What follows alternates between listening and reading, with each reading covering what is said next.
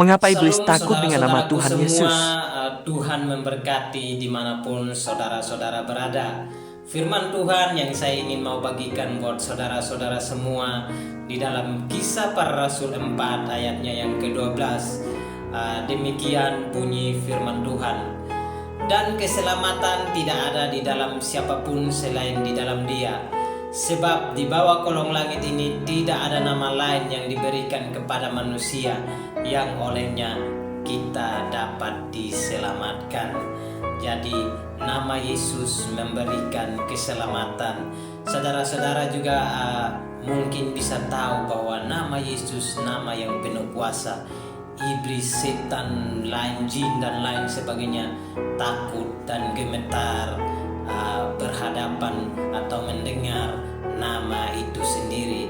Nama Yesus nama yang penuh dengan kuasa dan keajaiban, dan itu sudah terbukti di dalam setiap kitab Injil yang mencatat bagaimana iblis gemetar, iblis takut, dan iblis sendiri mengakui bahwa Yesus adalah anak Allah yang datang ke dunia. Bahkan iblis mengaku, belum waktunya, kenapa engkau harus datang untuk menghukum kami. Itulah pengakuan-pengakuan iblis yang mungkin saudara-saudara bisa membaca di dalam kitab Injil itu sendiri, baik Matius, Markus, Lukas, dan Yohanes. Dan kita bisa melihat mendapatkan sebuah pengalaman iman bahwa nama Yesus nama yang penuh keajaiban. Oleh sebab itu saudara-saudara, jangan takut, jangan bimbang, jangan ragu. Percayalah, di dalam nama itu ada keselamatan untuk jiwa kita. Saudara-saudara, mungkin kita perlu berbuat amal baik atau kebaikan itu sendiri, namun itu bukan menjadi satu-satunya atau dasar untuk membawa kita menemui keselamatan itu sendiri. Keselamatan yang kita peroleh semata-mata oleh karena anugerah Tuhan kita Yesus Kristus yang sudah mau datang turun ke dunia menjadi korban sejati, sama seperti korban-korban yang diberikan oleh bangsa Israel kepada Tuhan, yaitu hewan. Dan sebagai tanda bahwa ada korban penghapus dosa harus ada darah yang tercurah. Nah, begitu juga dengan Tuhan kita Yesus Kristus turun ke dunia.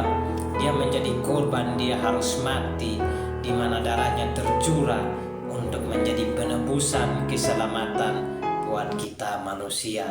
Dengan demikian, kita manusia yang tadinya tidak layak masuk surga, Tuhan memberikan kelayakan dengan pengampunan itu sendiri. Nah, kita berbicara tentang pengampunan di sini bukan semata-mata ketika kita diampuni artinya kita sudah bebas dari pengampunan itu.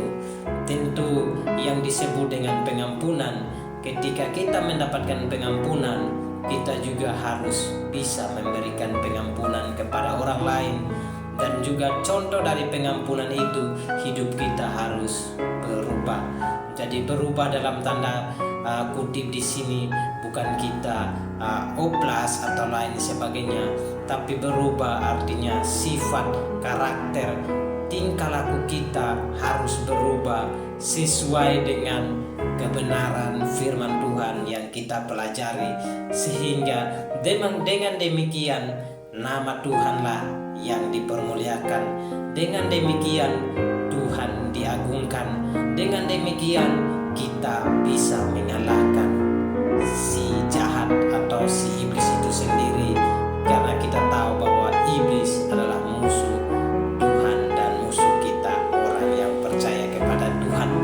Jadi mari terus kita berharap hanya kepada Tuhan kita Yesus Kristus yang olehnya kita diselamatkan.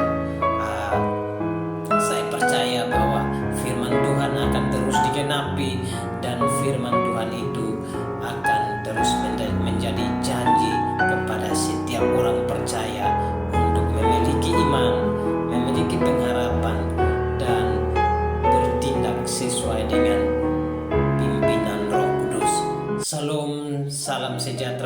kita semua. Tuhan memberkati saudara-saudara dimanapun saudara-saudara berada.